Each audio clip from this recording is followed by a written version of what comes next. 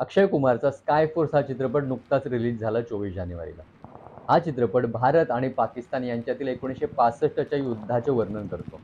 1965च्या भारत आणि पाकिस्तान यांच्यातील लढाईमध्ये भारतीय हवाई दलाने कशा प्रकारे पाकिस्तानच्या सरगोदा या हवाई तळावर हल्ला केला आणि त्यांची शौर्यगाथा या चित्रपटामध्ये वर्णन करण्यात आलेली आहे। अक्षय कुमार या चित्रपटामध्ये भारतीय हवाई दलाच्या अधिकाऱ्याच्या भूमिकेत दिसतो, तर त्याच्याबरोबरच सारा अली खान, वीर पहारिया आणि निम्रत कौर यांचीही भूमिका आहे। स्काय फोर्समध्ये भारतीय हवाई दलाच्या धाडसी मोहिमेचे वर्णन करण्यात आलेले आहे। मी हा मूवी अजूनपर्यंत पाहिलेला नाही, परंतु या मूवीची चर्चा फार होत आहे, कारण हवाई दलाचे शौर्य हे वाखाणण्याजोगं आहे। 1965चे भारत आणि पाकिस्तानमधील हे युद्ध अतिशय महत्त्वाचे मानले जाते। स्क्वॉड्रन लीडर देवैया ज्यांची भूमिका वीर पहारिया या चित्रपटामध्ये साकारतो आहे, ते या युद्धामध्ये आधी स्टँड बाय मोडवर होते आणि त्याच वीराची शौर्यगाथा आज मी या व्हिडिओमध्ये मांडण्याचा प्रयत्न करत आहे। स्क्वॉड्रन लीडर देवैया यांनी या युद्धामध्ये ॲक्च्युली ज्यावेळेस भाग घेतला तेव्हा त्यांना F-104 या स्टार फायटरचा सामना करावा लागला आणि हे fighter jet Pakistani flight lieutenant Amjad Hussain उडवत होता। अधिक आधुनिक F-104 स्टार फायटर जेट आणि इंडियन एअरफोर्सचे जड आणि अतिशय मंद गतीने चालणारे मिस्टियर या दोन प्लेनमधील ही लढाई होती। 7 सप्टेंबर 1965च्या उशिरा रात्री आग्रा, आदमपूर आणि हलवारच्या तळांवर 7 सप्टेंबर रोजी PAF विरुद्ध म्हणजेच पाकिस्तान एअरफोर्स विरुद्ध अनेक हल्ले करण्याचे ऑर्डर IAF म्हणजे इंडियन एअरफोर्सच्या अधिकाऱ्यांनी कोडेड लँग्वेजमध्ये पाठवले। आग्रा येथील कॅनबेरा बॉम्बर्स म्हणजेच 5 स्क्वॉड्रन, आदमपूर येथील मिस्ट्रीज म्हणजेच 1 and 8 स्क्वॉड्रन आणि हलवारा येथील हंटर्स 7 and 27 स्क्वॉड्रन हे आक्रमण दलाचे मुख्य घटक होते। 6 आणि 7 सप्टेंबरच्या मध्यरात्री पाकिस्तानच्या सैन्याच्या विशेष सेवा गटाच्या म्हणजे SSG कमांडोने आदमपूर आणि हलवारा येथे पॅराट्रूपर उतरवले आणि सतत रात्री B-57 बॉम्ब वर्षाव केला। या गोंधळाच्या परिस्थितीतही भारतीय हवाई दलाचं कंट्रोल अतिशय वाखाणण्याजोगं होतं। रात्री उशिरा आणि पहाटे विमान सज्ज करणे, वेपन सज्ज करणे आणि मिशनसाठी सखोल ब्रीफिंग घेणे चालू होते। PAF म्हणजे पाकिस्तानी एअरफोर्स बद्दलची गुप्त माहिती आपल्याकडे कमी होती, तरी सुद्धा या तळांवरील सर्व हवाई योद्धे पूर्ण प्रेरित झालेले होते। त्यांनी 6 सप्टेंबरच्या पाकिस्तान एअरफोर्सचा जो हल्ला होता त्याचे प्रत्युत्तर देण्याचा निश्चय केला होता आणि त्याला जशास तसे उत्तर देण्याची त्यांची तयारी होती। IAFचं मेन टार्गेट होतं सरगोदा कॉम्प्लेक्स। त्या काळात सोव्हिएत युनियनमधील बेस वगळता सरगोदा हे आशियामधील सर्वात सुरक्षित हे ठिकाण मानले जायचे, सर्वात सुरक्षित ठाणे मानले जायचे। 6 सप्टेंबरच्या पाकिस्तान एअरफोर्सच्या हल्ल्यामुळे PAFला कळून चुकले होते की त्यांनी मधमाशांच्या घरात हात घातलेला आहे आणि IAF या हल्ल्यांचा बदला घेण्यासाठी नक्कीच हल्ला करेल। पाकिस्तानकडे अर्थातच मजबूत डिफेन्स सिस्टम होती। त्यांच्या ॲडव्हान्स अर्ली वॉर्निंग सिस्टममुळे आपलं कोणी काहीही करू शकत नाही याचा कॉन्फिडन्स त्यांना होता, पण तरी सुद्धा ते घाबरलेले होते, कारण त्यांना माहिती होतं की भारतीय हवाई दलाकडे जिद्द आहे। पाकिस्तान एअरफोर्सने एक चूक केली होती, ती म्हणजे भारतीय हवाई दलाला कमी झोकण्याची। या उलट आपण जर पाकिस्तानच्या हवाई तळावर हल्ला केला तर आपली खूप मोठी हानी होऊ शकते, हे भारतीय हवाई दलाला माहिती असून सुद्धा त्यांनी पाकिस्तानच्या सरगोदा या हवाई तळावर हल्ला केला। IAFने दिवसभर धाडसी मिशन करत सरगोद्यावर बॉम्ब हल्ले चालूच ठेवले। या बॉम्ब हल्ल्यामध्ये ॲक्च्युली पाकिस्तानचे 5 फायटर जेट जमिनीवरतीच उद्ध्वस्त झाले, पण हे मानायला पाकिस्तान एअरफोर्स तयार नव्हते। त्यांनी खोटा प्रचार केला की त्यांनी भारताचे म्हणजे IAFचे 5 हंटर 20 सेकंदाच्या आत पाडलेले आहेत। पण 1965च्या या लढाईमध्ये सर्वात महत्त्वाची डॉग फाईट झाली ती म्हणजे PAFच्या स्टार फायटर आणि IAFचे मिस्टियर प्लेन यांच्यामध्ये। ही कहाणी खूपच प्रेरणादायक आहे। ॲक्च्युली हे वाचताना माझ्या अंगावरती शहारे आले होते। सरगोद्यापासून 20 मैल पूर्वेला ज्यावेळेस पाकिस्तानात सकाळी 5:30 वाजले होते 7 सप्टेंबर 1965ला ईगल दिस सिएरा कंट्रोल साकेसरच्या PAFच्या GCI कंट्रोलचा आवाज फ्लाईट लेफ्टनंट अमजद हुसेन यांच्या कानात घुमला। हुसेन 9 स्क्वॉड्रन PAF ग्रिफिन्सच्या F-104 स्टार फायटरला उडवत होता। ते सरगोद्याच्या 25 मैल पूर्वेला 15,000 फूट उंचीवर वर्तुळाकार उड्डाण करत होते। ईगल, सरगोद्यावर हल्ला झाला आहे। सरगोद्याच्या किलर कंट्रोलने 3 पेक्षा जास्त IAF फायटर विमानं एअरफील्डवर हल्ला करत असल्याचं ओळखलं आहे। आम्ही वल्चर आणि हॉक कॅप्सला IAFच्या विमान रोखण्यासाठी पूर्व दिशेला पाठवत आहोत। 10 मैल साऊथ ईस्टला जा आणि 15,000 फूट उंचीवर अँकर पॉइंटवर थांबा. सध्या शत्रू विमानं सापडलेली नाहीत. बेस पासून दूर राहा. बेसवर गोळीबाराला मोकळीक आहे.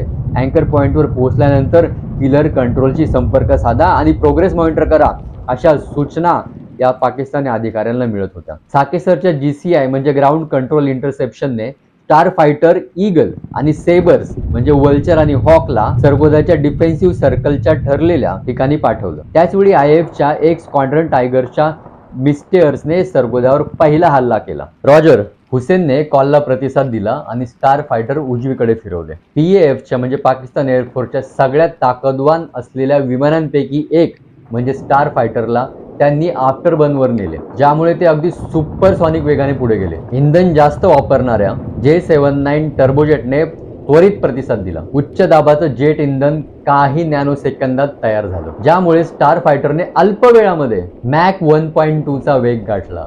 GCI कंट्रोलने दिलेल्या पॉइंटवर पोहोचल्यानंतर हुसेनने गती कमी करून 450 नॉट्सवर आणली. विमान पुन्हा सबसॉनिक वेगामध्ये आलं आणि त्याच वेळी झालेल्या सोनिक बूममुळे तिथे जवळ असलेलं गाव म्हणजे कोट नाका इथल्या लोकांचं काम पूर्णपणे ठप्प झालं.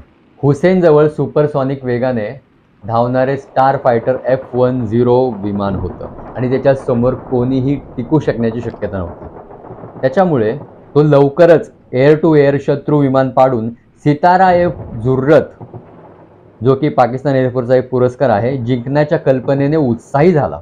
अमजद हुसेन 12,000 फूट उंचीवर स्थिर झाला आणि सरगोदाच्या दिशेने येणाऱ्या IAF विमानाचं लक्षपूर्वक निरीक्षण करू लागला.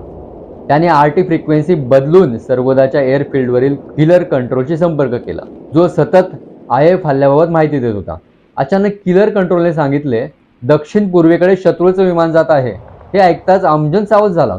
त्याने विमानाला खाली झुकवलं, ज्यामुळे त्याला शत्रूचं विमान चांगलं दिसू लागलं आणि त्याने हल्ल्यासाठी शस्त्र तयार केली. 1965च्या युद्धात F-104 स्टार फायटर हे PAFचं सर्वात आधुनिक विमान होतं. हे सुपरसॉनिक इंटरसेप्टर विमान होतं, ज्याला खूप वेगाने उड्डाण आणि चढाई करण्याची क्षमता होती. हे अवघ्या 60 सेकंदात 50,000 फूट उंचीवर पोहोचत असे आणि मॅक 2.2, ज्याला की आपण सुपरसॉनिक स्पीड म्हणतो, ते सहज गाठत असे. स्टार फायटरला 2 साइड वाइंडर मिसाईल्स आणि एक वल्कन तोफ बसवलेली होती. वल्कन तोफ 7 सेकंद सलग गोळ्या चालू शकत असे, जी खूप शक्तिशाली होती. या तोफेचा आवाज खूप मोठा असायचा, पण फ्लॅश पायलटच्या नजरेत येत नसे, त्यामुळे रात्री देखील पायलटला उडवण्यात काहीही अडचण होत नसे. सरगोदाच्या दक्षिण पूर्वेला 15 मैल अंतरावरती सकाळी 5:34 एक घटना घडली. शत्रूचं एक विमान जमिनीजवळ उडत आहे हे अमजदने नोटीस केले आणि तो उत्साहाने भारावून गेला. हल्ला कर, पण बाकीच्या विमानांवरती लक्ष ठेव, असे त्याला कंट्रोलरने सांगितले. रॉजर म्हणत मग अमजदने खाली झेप घेतली. अमजद आता 5,000 फूट उंचीवर पोहोचला होता आणि शत्रूच्या विमानाच्या 2,000 यार्ड मागे होता. त्याने साइड वाइंडर मिसाईल फायर केले, पण मिसाईल लक्ष चुकून ॲक्च्युली जमिनीवरच फुटलं. मग त्याने जवळ जात लगेच वल्कन तोफ सुरू केली. 600 यार्ड अंतरावरून त्याने तोफेची फायरिंग चालू केली. तोफेचा आवाज खूप मोठा होता आणि त्याच्यामुळे विमानाचा वेग थोडासा कमी झाला. तोफेच्या गोळ्या IAFच्या मिस्टेअर विमानाला लागल्या आणि ते विमान नष्ट झालं. लगेच अमजद अतिशय जोराने ओरडला, फ्लॅश 1. त्याने विमान लगेच वर नेलं आणि शत्रूच्या विमानांना शोधू लागला. अमजदने विमान हळूवार वळवलं आणि उलट जाताना सीट बेल्टला लटकत त्याने पाहिलं की IAFचं मिस्टेअर विमान त्याच्या मागून झपाट्याने जवळ येत आहे. दुसरं शत्रू विमान दिसलं, हल्ला करतोय. अमजदने RTवर सांगितलं आणि मिस्टेअरच्या हल्ल्याला थोपवण्यासाठी विमान फिरवलं. त्याने मिस्टेअरच्या दिशेने झेप घेतली, पण मिस्टेअर खूप वेगाने त्याच्यावर पलटवार करत होते. मिस्टेअरच्या विमानातून येणाऱ्या गोळ्या अगदी जवळून जात होत्या. अमजदने आफ्टर बर्नर सुरू केलं आणि विमान वर नेलं, जिथून तो मिस्टेअरवर हल्ला करू शकतो. त्याने मिस्टेअरवर झेप घेतली, पण मिस्टेअर पुन्हा वरच्या दिशेने गेलं, ज्यामुळे अमजदला आणखीन एक पलटी घ्यावी लागली. मिस्टेअरच्या पायलटने हुशारीने अमजदला हॉरिझॉन्टल सीझर्स नावाच्या टक्करयुद्धात अडकवलं, जिथे स्टार फायटरसारखं विमान जास्त चांगलं काम करू शकत नव्हतं. कमी वेगावर त्याच्या लहान पंखांमुळे विमान व्यवस्थित उडवणं कठीण होतं. IAFचे पायलट्स तर स्टार फायटर पासून घाबरतात, पण हा पायलट इतका हुशार कसा, अमजद विचार करत होता. IAFचा मिस्टेअर पायलट खूप कौशल्याने विमान चालवत होता आणि धाडसाने झुंज देत होता. कोट नाका गावावर दोघेही पायलट एकमेकांविरुद्ध झुंज देत होते. अमजदला सतत विचार येत होता, हा पायलट आहे तरी कोण? हा पायलट होता MAL देवैया, दक्षिण भारताच्या कोडवा युद्धांचा एक शूर वंशज. देवैया खूप प्रामाणिक आणि धाडसी पायलट होता. तो लहानपणापासूनच आकाशातील वीर योद्ध्यांच्या कहाण्या वाचत मोठा झाला आणि तो स्वतः लढाऊ पायलट बनला। त्या दिवशी देवय्या आपल्या टीम सोबत मिस्टेअर प्लेन उडत होता। सरगोदापासून 15 मैलांवर त्याने अमजदच्या स्टार फायटरला आपल्या टीमवर हल्ला करताना पाहिलं होतं। त्याने वेगाने रिप मॅन्युअर केलं, ज्यामुळे तो वाचला, पण त्याच्या विमानाचं रेडिओ आणि काही उपकरणं खराब झाली। त्याच वेळी तो सहज भारतात परत जाऊ शकला असता, कारण त्याचं विमान अजूनही चालू होतं। पण त्याला कळलं की स्टार फायटर त्याच्या सहकाऱ्यांवर हल्ला करू शकतो। रेडिओ नसल्यामुळे तो इतरांना सतर्क करू शकत नव्हता। देवयाने विचार न करता ठरवलं की आता त्यालाच या स्टार फायटरला थांबवावं लागेल। त्याने विमानाला जास्त वेग दिला आणि 3000 फूट अंतरावर असलेल्या शत्रूच्या विमानाला गाठलं। तबी म्हणजेच देवया हे चांगलेच ओळखून होते की या युद्धाचा शेवट काही झाला तरी ते घरी परतणार नाही। पण त्यांच्या मनात एक विचार पक्का होता, तो म्हणजे त्यांच्या स्वतःच्या सहकाऱ्यांना वाचवणे। या हवाई युद्धामध्ये स्टार फायटर समोर त्यांचं प्लेन काहीही नव्हतं। डसॉल्ट मिस्टेअर 4 हे सबसॉनिक फायटर बॉम्बर होतं, ज्याची जास्तीत जास्त गती समुद्र सपाटीपासून 690 नॉट्स होती आणि ते 49,000 फूट उंचीवर पोहोचू शकत होतं। त्याचं हिस्पानो सोइझा वर्डन 350 टर्बोजेट इंजिन हे पहिल्या पिढीचं होतं, ज्याला गतीने प्रतिसाद द्यायला वेळ लागत असे। त्याचं लढाईचं प्रमाण म्हणजेच रेट ऑफ क्लाइंब 7000 फूट प्रति मिनिट होतं, जे फारसं प्रभावी नव्हतं। कामगिरीच्या दृष्टीने पाहता मिस्टेअर हवाई युद्धासाठी योग्य नव्हतं, मात्र 2 30 मिमी DEF तोफा, 80 मिमी रॉकेट्स आणि प्रत्येक पंखाखाली 1000 पाऊंड बॉम्ब वाहून नेण्याची क्षमता, यामुळे त्या हल्ल्यासाठी योग्य विमान होतं। ते झाडांच्या टोकांवरून जास्तीत जास्त वेगाने उडताना PAFच्या कोणत्याही विमानाला चुकवू शकत होतं, फक्त स्टार फायटर वगळता। देवयाच्या फ्लाईटचं बरंच नुकसान झालं होतं आणि तरीसुद्धा हे मिस्टेअर फ्लाईट घेऊन ते PAFच्या सुपरसॉनिक वेगाने धावणाऱ्या सुपर जेटच्या समोर गेले। त्यांना माहीत होतं की जर त्यांनी स्टार फायटरला समांतर वळणांमध्ये म्हणजेच हॉरिझॉन्टल मॅन्युअरमध्ये अडकवलं तर मिस्टेअरचं वळण चांगलं असल्याने ते जिंकू शकतील। काही वेळानंतर स्टार फायटरच्या पायलटने चूक केली। त्याने मिस्टेअरला तोफेने मारण्यासाठी वेग कमी केला आणि वळण घेतलं। हीच संधी देवयाने साधली। प्रत्येक वळणानंतर लढाई जमिनीजवळ येत होती, ज्यामुळे दोन्ही पायलटसाठी आव्हान वाढत होतं। देवया स्टार फायटरच्या मागे येत होते, पण अजून पूर्णतः साध्य झालं नव्हतं। त्यांनी शेवटच्या काही गतीचा जुगार लावण्याचा निर्णय घेतला। स्टार फायटर पुन्हा क्रॉसिंगसाठी येत असताना देवयाने जोरदार वळण घेतलं, ज्यामुळे त्यांचा वेग झपाट्याने कमी झाला। पण याच धाडसी कृतीने ते स्टार फायटरच्या वळणाच्या आत आले, त्यामुळे पुढच्या वळणावर ते थेट स्टार फायटरच्या गन साईटवर आले। देवयाला माहिती होतं की हीच त्यांची एकमेव संधी आहे। साधारण 250 यार्ड अंतरावरून देवयाने फायरिंग बटन दाबलं। मिस्टेअरच्या 30 mm DEF तोफेच्या गोळ्यांनी स्टार फायटरच्या मागच्या भागाजवळ व्हर्टिकल स्टॅबिलायझरच्या आसपास मोठं नुकसान केलं। स्टार फायटरला आता गंभीर फटका बसला। अमजद हुसेन हादरले, त्यांचं विमानाचं नियंत्रण बंद झालं आणि स्टार फायटर जमिनीकडे कोसळू लागलं। मिस्टेअरच्या गोळ्यांमुळे स्टार फायटरचा मागचा स्टॅबिलायझर तुटून गेला होता। अमजदने इजेक्शन सीट वापरून विमानातून बाहेर उडी घेतली। खूप कमी उंचीवरून इजेक्शन घेतल्यामुळे त्यांना खूप धोका होता, पण त्यांनी पॅराशूटच्या मदतीने कोट नक्का गावाजवळ सुरक्षित लँडिंग केलं। देवयाचे शेवटचे काही क्षण आणि त्यांचं काय झालं हे मात्र एक कोड बनून राहिलं। स्टार फायटर पाडल्यानंतर देवयाचं मिस्टेअर हिंदुआना गावाजवळ कोसळलं, जे कोट नक्का गावापासून थोडं लांब होतं। त्यांच्या विमानाचं गंभीरपणे नुकसान झालं होतं आणि देवयाला विमानातून इजेक्ट होण्याची संधी मिळाली नाही असं वाटतं। विमान कोसळल्यानंतर झालेल्या जोरदार धडकेमुळे त्यांचा मृतदेह मिस्टेअरच्या जळलेल्या अवशेषांपासून काही अंतरावर सापडला। गावकऱ्यांनी देवयाला तिथल्याच शेतात दफन केलं। त्या दिवशी अमजदने ज्या पुरस्कारासाठी खूप प्रयत्न केले होते, तो म्हणजे सितारा जुर्रत देवयाचं विमान पाडल्याबद्दल त्यांना हा सन्मान मिळाला। पण त्यांना आयुष्यभर हे माहिती होतं की IFचा एक धाडसी आणि कुशल पायलट, ज्याचं विमान त्यांच्या स्टार फायटरपेक्षा कमी सामर्थ्यवान होतं, त्याने त्यांना मात दिली होती।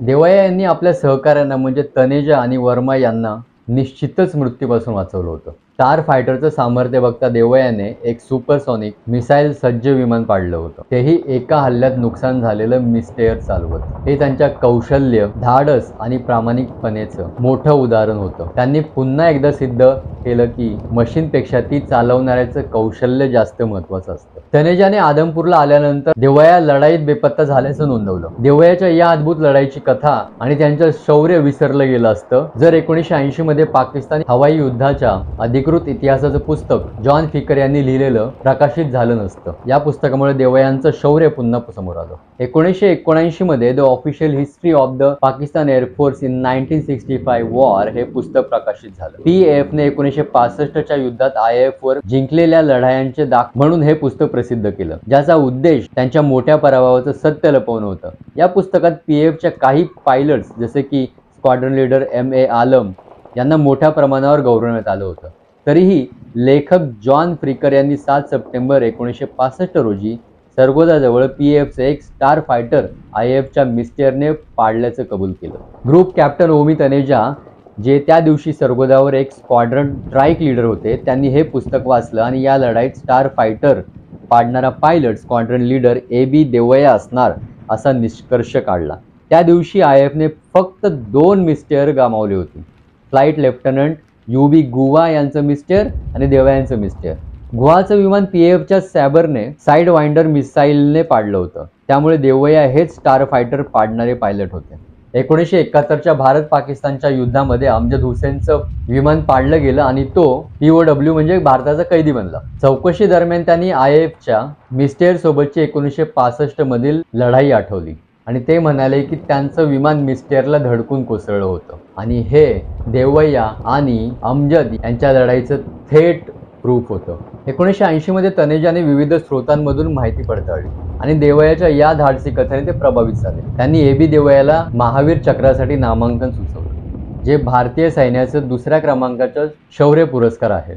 उपलब्ध पुराव्यावरून आयएफने भारतीय सरकारला पटवलं की देवयाने खरंच पीएफचं F-104 फायटर जेट पाडलं होतं. देवयाच्या बलिदानानंतर 23 वर्षांनी 1988 मध्ये त्यांची पत्नी सुंदरी देवया यांनी महावीर चक्र स्वीकारलं. भारताने आपल्या या वीर पायलटच्या पराक्रमाचं ऋण मानलं.